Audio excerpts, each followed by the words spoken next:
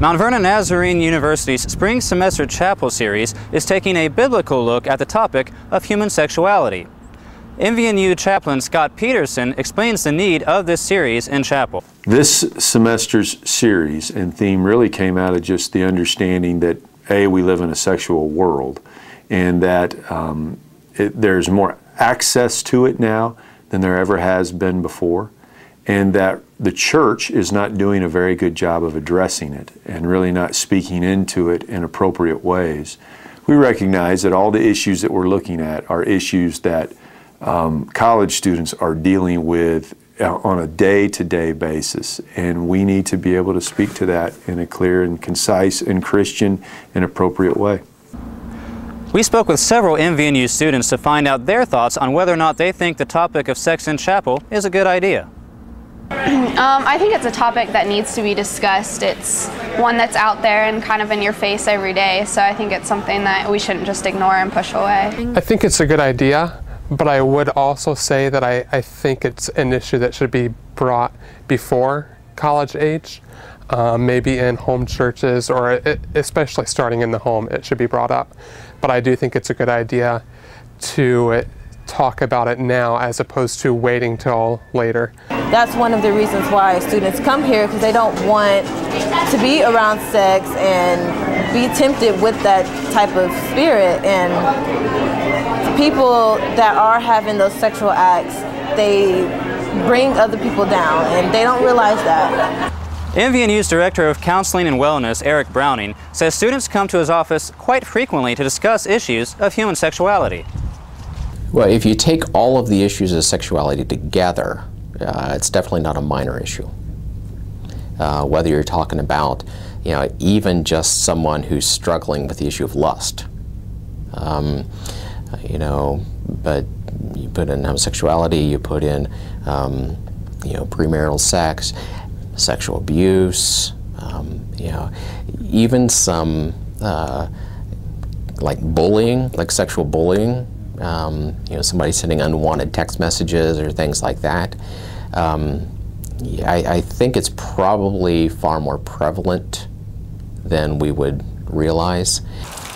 In 2009, Mount Vernon Nazarene University and Kenyon College hooked up to do this survey right here, a study about hooking up on their college campuses. Addison Hill and his team of researchers asked students about their own human sexuality. Well, let's be honest. Let's clarify real quick. So the questions that we asked regarding that was, have you hooked up? And so we have to understand that we have a defining nature of what hooking up means. Our nature of hooking up, and the definition that we used in the survey, was not sexual intercourse.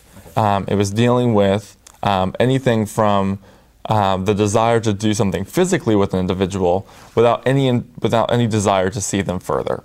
So that's what we used as a guide. And with that statement, from both schools, we had 1,359 students that participated. Our school individually, we had about 550 students, which takes up about 39% of our population, which is a fantastic return rate.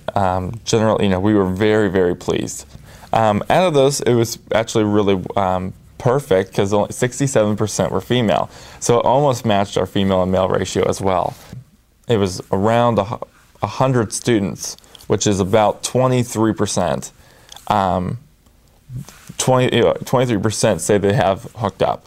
So whether that indicates they've had sexual intercourse or oral sex or making out, they've done some sort of physical act with a opposite sex individual for the sake of just physical pleasure.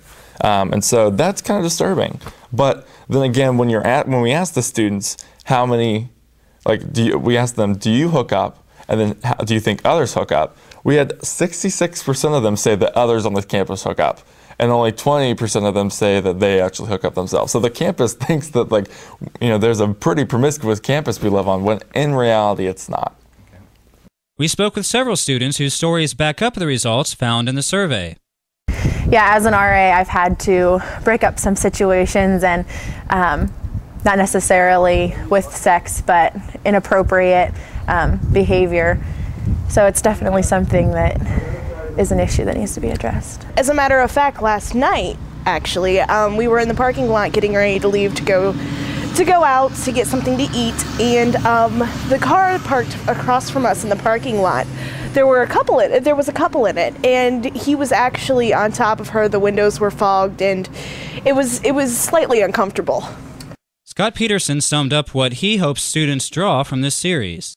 And so living out your sexuality in appropriate ways with appropriate boundaries is what God intended.